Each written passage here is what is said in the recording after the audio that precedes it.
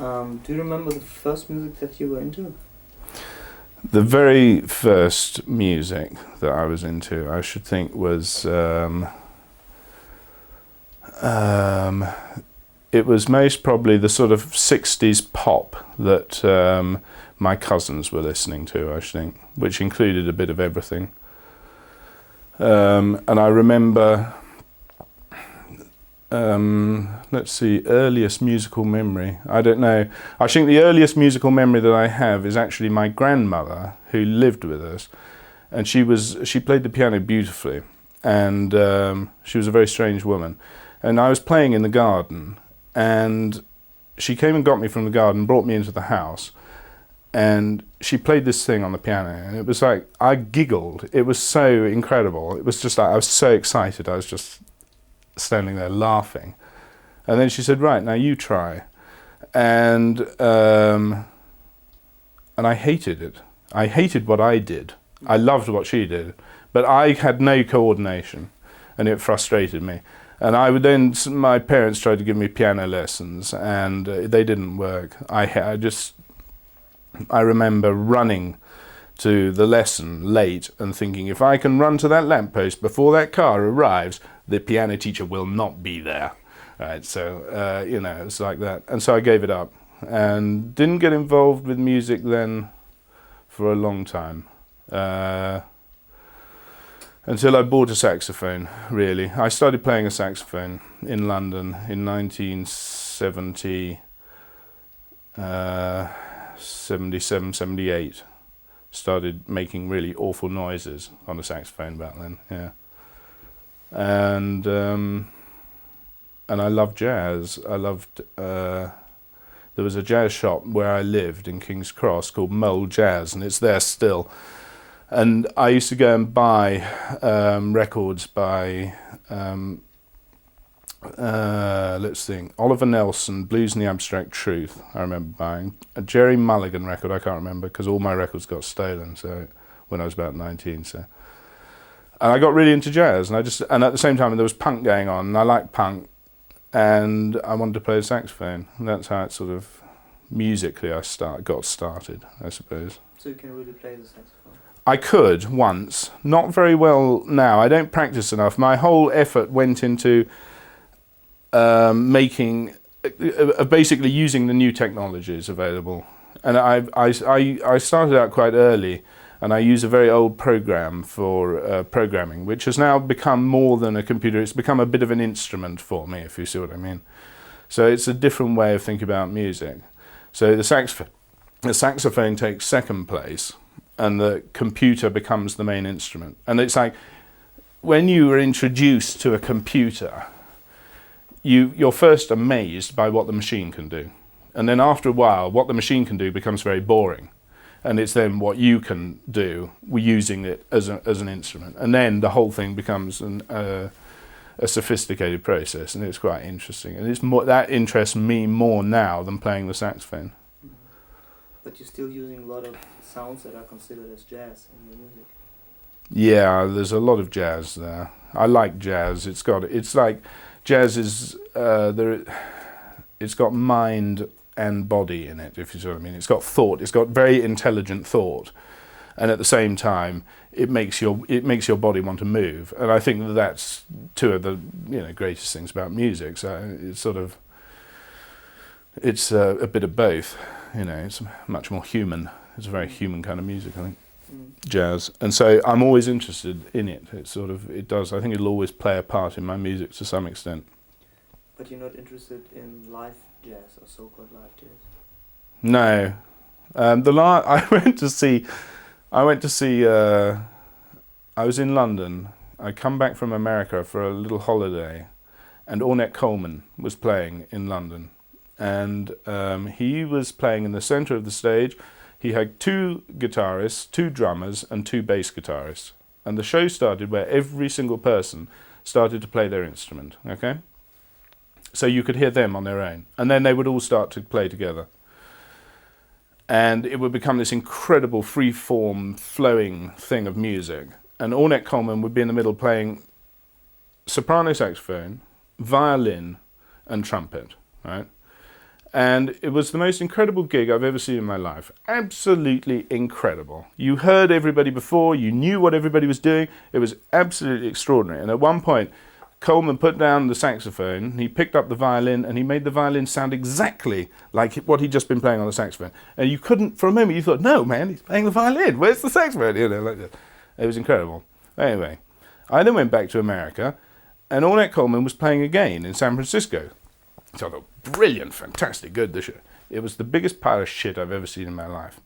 And I thought, that's the last time that I ever wanted. I thought, I've seen the best, and I've seen the. It was like seeing, I don't know, the best thing in my life, that show in London. The one in San Francisco was awful. It was a mess. It was really funny. Live music couldn't get any better for you? It's no, I just suddenly, I don't know, I just, I'm lazy, I think, you know, about going out. But at that point, I just thought, yeah, that definitely reached a peak, you know. Yeah. Mm. I don't know. I mean, you know, it's like different. It's depending what you hear. It's like when it's a performance, when it's like something like jazz, and it's all a performance. And if it's right, it's quite an extraordinary thing. And but then there's other types of music. I mean, going out to see hear Stockhausen play or something like that, it's a completely different thing. It's a very structured, very mental, academic thing, and it's you know, it's good to go. It's good, and it's good to be there, and it's good to experience it. But it's just like, I don't know. Most of the time, I find I'm bored at live performances. I find it rare to sort of go, wow, you know. So I listen to records. And how did you get in contact with the ninjatunes people? Well, when I was living in Italy, I was making music for film and TV and stuff like that, and doing sound effects. And I remember doing one sound effect that was great. It was in a stupid film. But the idea behind the film was good. It was about an asylum, a mental asylum, where everybody was constantly on acid, right, on LSD. And they had made their own sort of reality inside this place. And there was an operation where they take out an organ, and the guy flings this organ against the wall. And the organ is it's almost like an alien being. It's got a life of its own. I had to do the noise of this thing hitting the wall and then sliding down, right? And that was good fun. We finally managed to do it with throwing stuff into the bath. It sounded right, but it was fun. Anyway, I was doing sound effects and stuff for film and music, and then started doing music of my own, and then eventually sent a tape with a friend of mine, Keir Fraser. And we were doing a thing called 9 Lazy 9, and we sent a tape to ninjatune, and they said, yeah, we like it, you know. So that was how I got involved with ninjatune. Mm. Very nice it is too, ninjatune. For a second, is there a problem or what? Yeah, just a second. Okay. And why did you approach the ninja people? Oh, we didn't just approach Ninja. We approached. We approached quite a lot of people. I can't remember. I remember sending a tape to 8 Ball in New York. I'm really glad they didn't respond. And Ninja did. And Ninja were just sort of, were quite sort of, yeah, this is great, you know. And it's always been a very happy relationship, you know, because it's like, I don't know, when something sort of grows and it's people doing what they want to do, and it's all good stuff, you know. I asked because I get the impression that your musical background is very different from most of the other people on the label. Like most of the other people that I've spoken to, they come all from this hip hop DJ club background. Yeah. Whereas you seem to me have a much brighter and longer history in music and coming from a more experimental edge. Yeah, most probably coming from a more experimental edge, but I think it's all yes. I mean, I think there's a sort of central. I've always been attracted to funk and dancing, you know. And I've always liked that thing in music that when you expect a beat to be there and it's not, it's really fun, you know. It's like that's great. And I think everybody in ninjatune likes that kind of likes that kind of thing, you see. And yes, my history is a bit different maybe from some of the others, but I mean I don't think all. I mean, I think, everybody's sort of come at it from a different place. And but yeah, no, I've sort of come into it from the film side, I suppose, from the visual side. I think you can I think that's apparent in the music as well. I think you can see that in the music. It's sort of got a visual element to it. And so what I'm doing now is I'm starting to work on the visual element as well. And I want to make a product that is sort of halfway between a CD and a film. And I want to release it on DVD, right? But this is very in the future, because it's going to take a bit of money.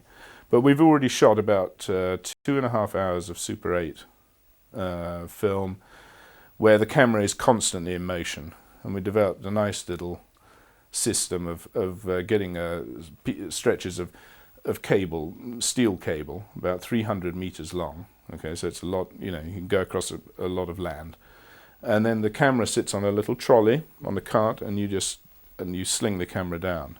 And we got some fantastic shots. So this is for one idea to go with a piece of music for this new thing. So it's sort of developing, I don't know. I think I'll end up making sort of film-like things rather than just records. Maybe. Who knows? I don't know. Yeah, Maybe. I mean, with your album titles, there's also kind of a visual element. Yeah, which I'd like to sort of supply the visual element now.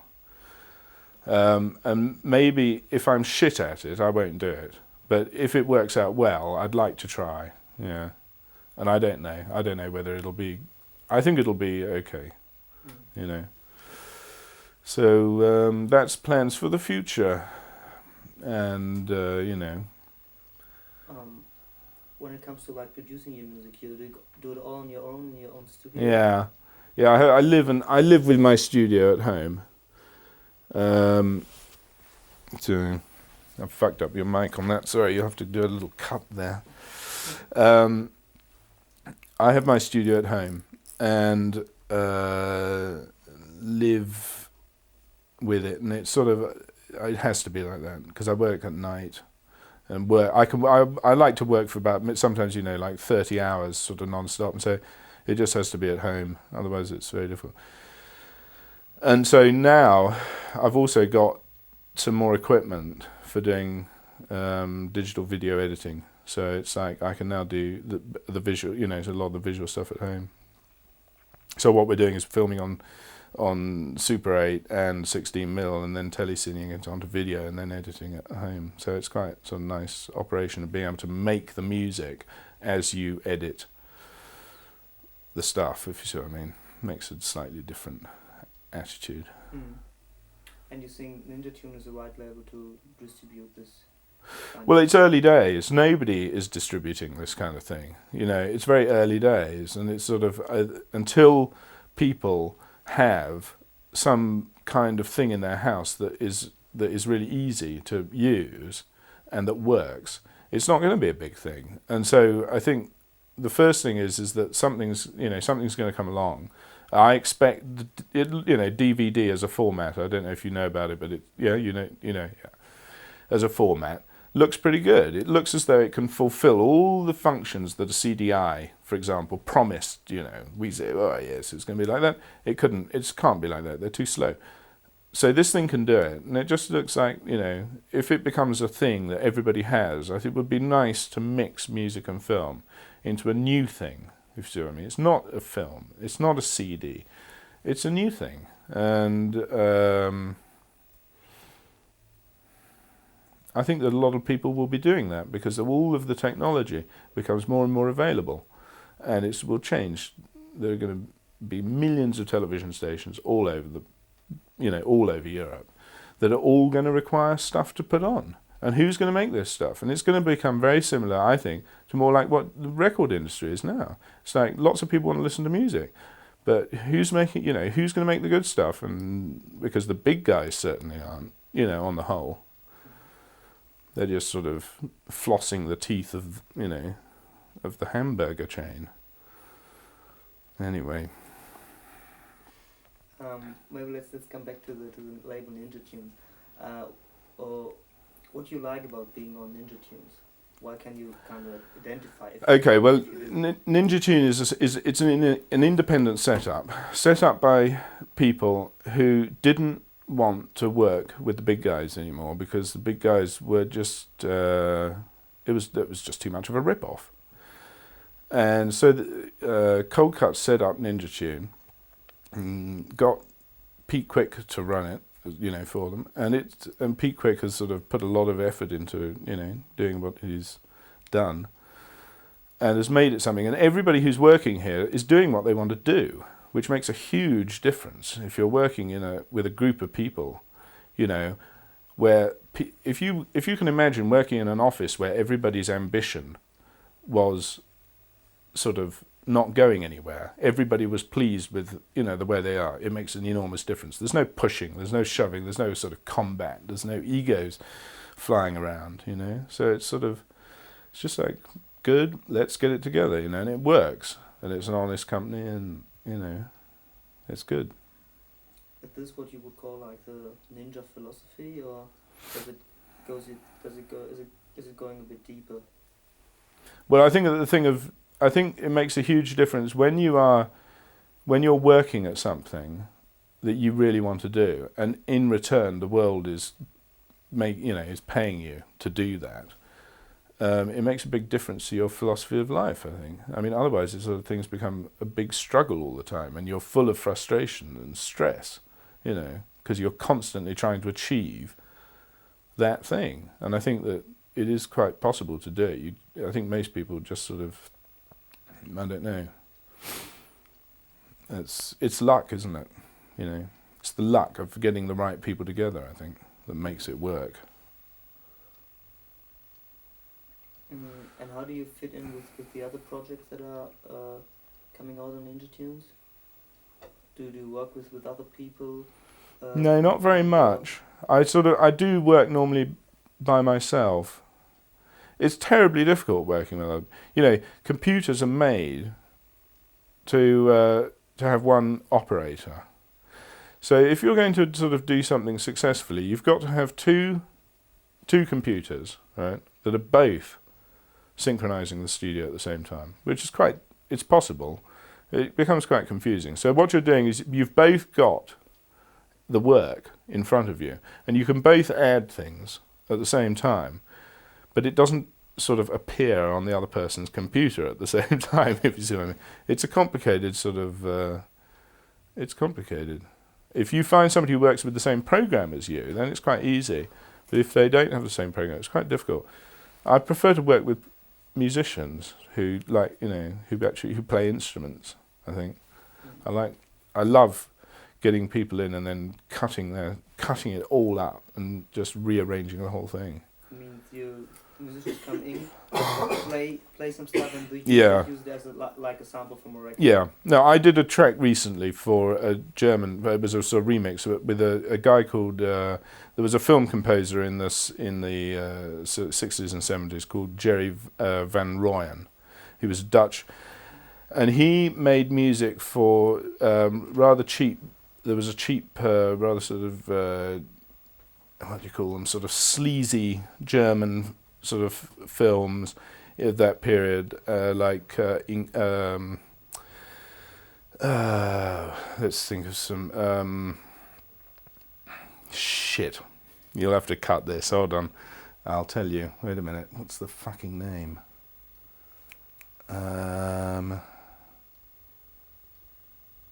Necronomicon. Okay, which was I don't know if you know any of these films. I'm sure you would. Okay, there's but anyway, he made sort of rather Jerry Van Rooyen made very sort of exciting film music. There was a slight copy of sort of what was going on in America, but it was also had quite a lot of originality in it. And I did a remix of this, but I did this sort of thing of cutting it all up, cutting his music up. I then got in a trumpeter to play over one bit, and then I did some vibes on another bit and sort of rewrote over it, and then sort of stuck to his arrangement on one piece. I love doing things like that. That was for a German record company called Crippled Dick Hot Wax, which was a fun outfit. I just went to Stuttgart to play at a party of theirs. It was fun in a swimming pool with the DJ on the top diving board, which was good. But we were playing in the Crippled Sideburn Lounge. So what is it like when Funki Porcini is playing live? I just DJ. I can't play live. Sorry. You need some order. Yeah. You need some food? Yeah, I wouldn't mind. Yeah, that'd be great actually. My mouth is All the papa. time. Yeah. Yeah. Oh, it's hard. Should we make a short break? Yeah, I don't mind. Water? Yeah, sort of in a fairly. I don't really like DJing. I like DJing at parties. I like DJing at parties, and I don't really like getting paid for doing it because I don't think I'm good enough to be paid. There are people who are brilliant at it, but for me it's more just playing great records, which people like, and I do. I'll piss about as well and sort of have some fun, but it's just I don't know. Yeah, I don't really want to do it professionally, And is the music that you produce in any way DJ orientated? Well, when I'm making it, I think it is, but I don't think it ends up being really. Some of it depends. Depends on what sort of Yes, I mean it's like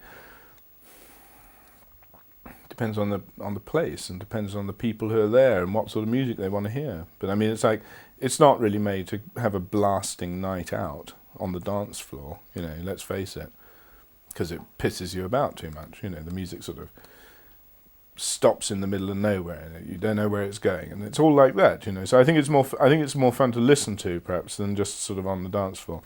Although when I'm making it, I always think this would sound brilliant in a club.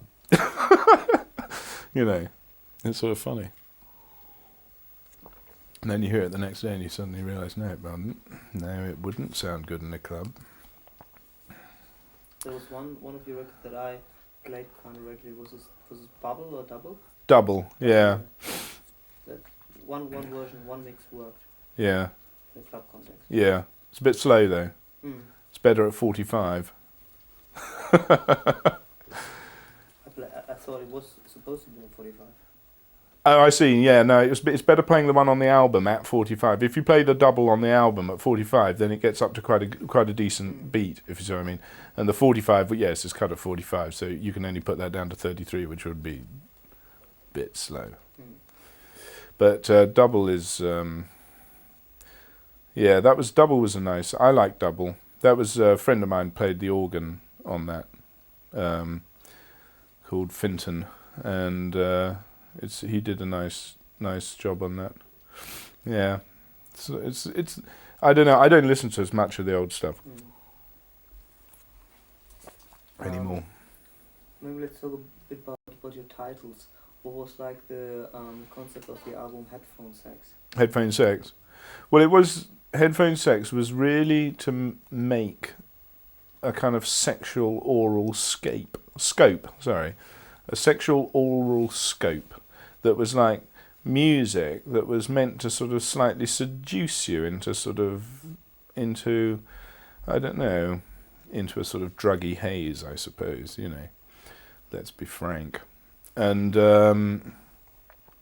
but I wanted to sort of put in a sensual element, so it sort of, there were sexy things on there, and there were sort of all these little sort of voices, and and just the pace of it was quite sort of like that.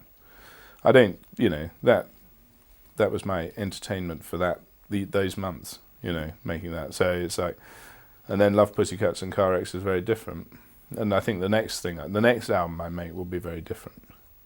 Again, I don't want it to get too up its own arse, you see. It's very important that it doesn't that you don't get too sort of wound up inside your own arse, I reckon, is the best way of putting it. So you just got to remember to kick it on the head every now and then. Do you think your music fits in any kind of existing genre? Well, to me it does, because I know what all the influence. To me, the music that I make is quite obvious to me because I know all the music that I like, right? And it all influences me, and that's the genre of my music, and that's the only genre of my music as far as I'm concerned. I don't care whatever any journalist wants to call it is fine by me. It doesn't bother me, so long as they don't call it rock. But that's okay. Yeah. But genres of music is very. It's all it's terribly sort of style orientated and sort of a bit blind sometimes, I suppose. And I always think, it's great. You should have, if every magazine had a sort of, it had a section of reviews of different genres of music, and then they just say, at the end, the sort of no genre part or whatever, But it's very difficult because that means that they then have to create that no genre, and they don't want to do that. They're frightened to do that. So you're ending up with another genre. Yeah, and then you'll get another genre, and then somebody will come along and give it a name. It's fun. Yeah, let's face it, journalism, it's fun. I mean, nobody wants to be associated with a certain genre on the one hand, and everybody's arguing about it. But then when people just talking about music, one to the other, they always use all these names and genres just to be able to communicate. Yeah, you do. Yeah, you have to. No, I mean, I use them too, But I think you have to use them with a bit of a pinch of salt, It's like... Because... and drum and bass, for example, is, you can make the drum and bass words into so many different things. It's quite good fun. That's quite nice, But... yeah, it's like... It doesn't really interest me, the genre of things. In that sense, I'll use them. I'll use them just to communicate with other people. Yeah, but I mean, it's not like pretty loosely. Are there other kind of producers, musicians, or labels that you like, or that you feel they have something in common with the stuff that you're doing? Yeah, well, Crippled Dick Hotbacks in Germany. I think that's that. I like them. I like their attitude. I like Pork. Recordings. They make nice music.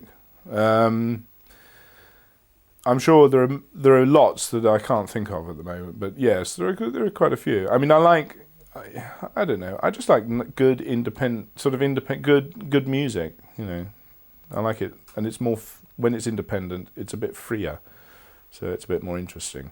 That's the way I feel about it. But I think it's really interesting what's happening with the technology, because it's like finally the computers are becoming instruments. Finally. It's taken a long time because everybody's had to learn them, And like, you don't play an instrument well until you've played it for about, 6-7 years or something, I suppose. I mean, unless you're incredibly talented. So it's like, that's the really interesting thing that's happening in music now, I think. And I'm much more interested in that and where that's going and what people are going to produce. It's very exciting. When you start working on the track, do you have like a special concept that you like start with a beat, or just start with a sound, or are you just playing around? Yeah, it can be a million different things. I mean, it's like how any idea comes to you. I might attack it from wanting to create a complete visual sort of scene, right, in my head. Like that feeling when you're, I don't know, when it's raining and you're caught somewhere and you can't leave where you are because you'll just get soaked. And that atmosphere. or something like that. You know, you think of something like that, and you think, well, how do you make that orally? You know, how do you create everything? How do you create that sort of closeness of everything? You know, that sort of thing. Yeah, sometimes you might approach it like that, and sometimes you might be walking down the street and whistle Yankee Doodle Dandy, and then think, oh, the last 3 notes sound quite good, and then you go home and you make a stupid little track out of it. You know, it's the way it works. You know. So humor is a important thing for your music or for the way Yeah. you do your stuff. Yeah, it is. Yeah. No, it's like, I'm sorry, I'm just going to chuck that in there. I'm going to have a cigarette because I'm going to have to light this cigarette because I just need it. We'll pretend it's a joint and then it'll be okay. So how serious do you take your own music? Not very. Well, I take it seriously in the sense that it does. I'm for the last year I've lived off it, right? Which not, you know, I'm not incredibly wealthy or anything like that, but I have lived off it, and that's made a huge difference to me, sort of, of the way I think about it. So I take it seriously in that way, but I can't take it that seriously to myself. It's sort of like some things. Well, it depends. It's like it depends how much you want to indulge yourself. You know, sometimes you want to you just want to think, "Fuck, I'm the greatest fucking thing in the world." Right? Everybody feels like that. And then you go and listen to something you've done, and you think, "This is fucking wonderful." You know, and you think, "Brilliant, absolutely brilliant." And then another time you hear it, and you think, "What a pile of shit." And it's just like, that's the way it is. That's the way you feel about yourself too.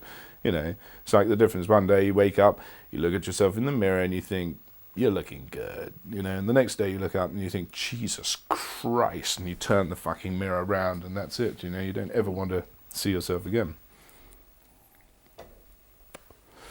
So it's a bit like that, my attitude towards the music. Yeah. Can I ask you about the other people that we're going to feature in the episode? Yeah. So, do you know these guys, Kruder and Dorfmeister from? Yes, Kruder and Dorfmeister have. I like everything they've. Actually, I'm pretty. I don't think I've ever heard a record they've done that I didn't like. Actually, and I'm very bad at buying records. But I've got quite a bit of their stuff, and it's very. It's got a. They have a beautiful hand in producing music. They really make sure it sounds great, you know. So I like them. And Massive Attack.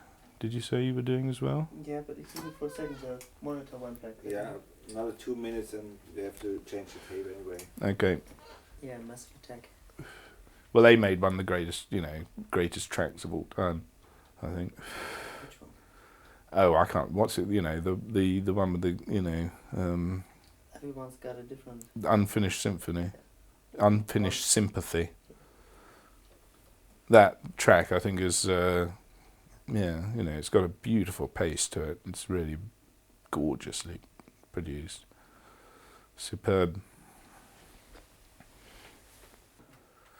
No, I've been to get to know the sort of editing program that I'm using. What I've done is I've cut up existing English commercials to make them into commercials for something else, if you see what I mean.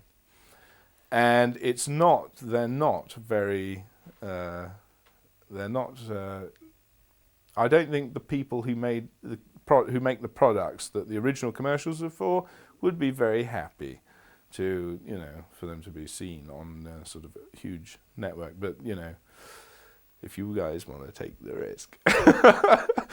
But, they're good. They're good. They're funny. I did an ad for, there was an ad here for sanitary towels, and because they never say sanitary towels, they never say what they're talking about. It's like this hypocrisy, it's ridiculous. So I made the advertisement into an advertisement for handguns, okay?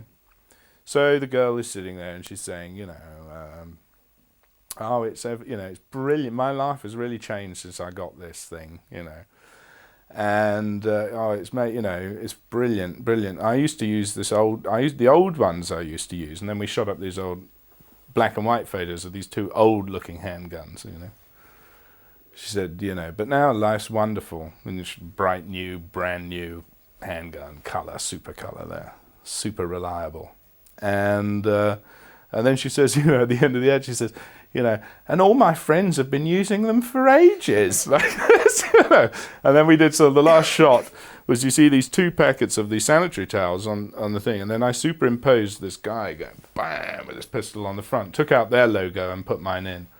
So there's nothing of their logo in the ad at all, actually. So maybe, but no, I wouldn't. I don't know. It's difficult to know. I would see it as a piece of art. Yeah, but I mean, the people, when you're dealing with a client like Procter and Gamble, if they don't see it as a work of art, and they think, I don't know. Yeah, but at the end of the day, Lost to Music is a specialist program. Or just shown in. No, if you guys want to show them, I'd be happy. I mean, I think they're quite funny. Mm. Then we did another one. There's a one for the Royal.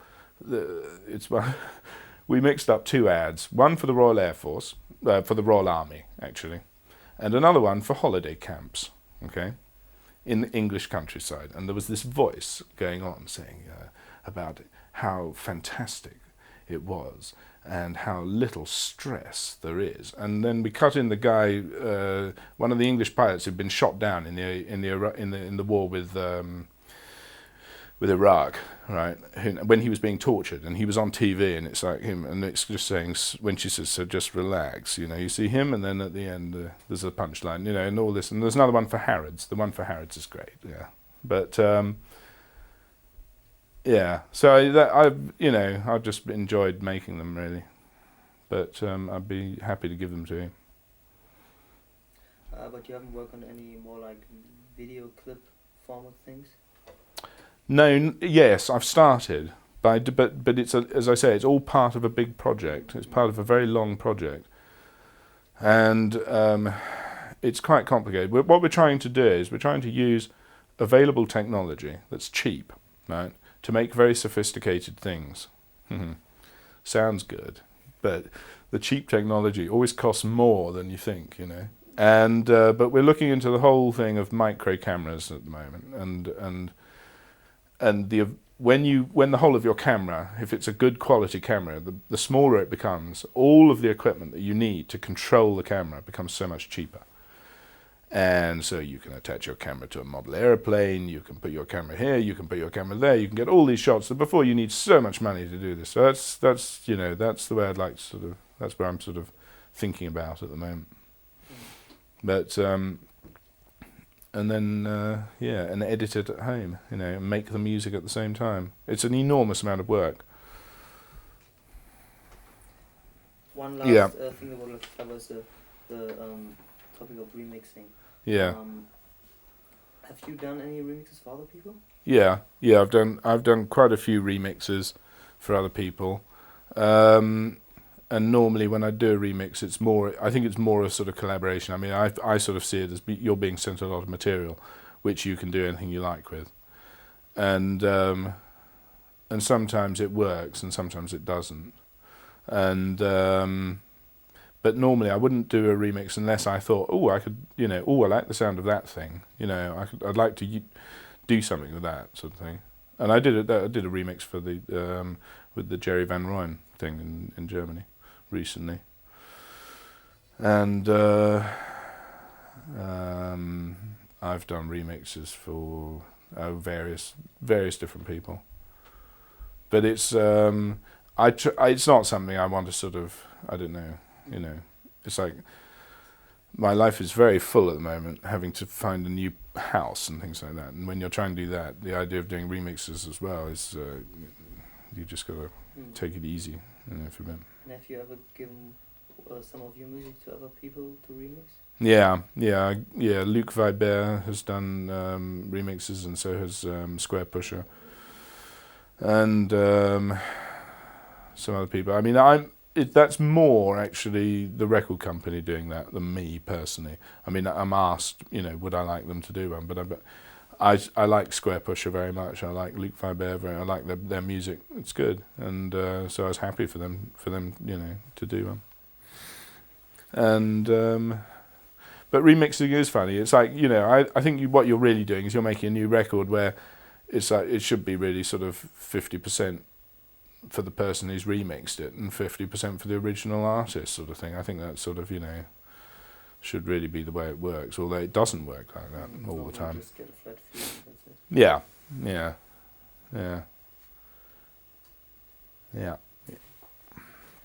Okay. Yep. Thanks. Is that all right? Yeah. Great.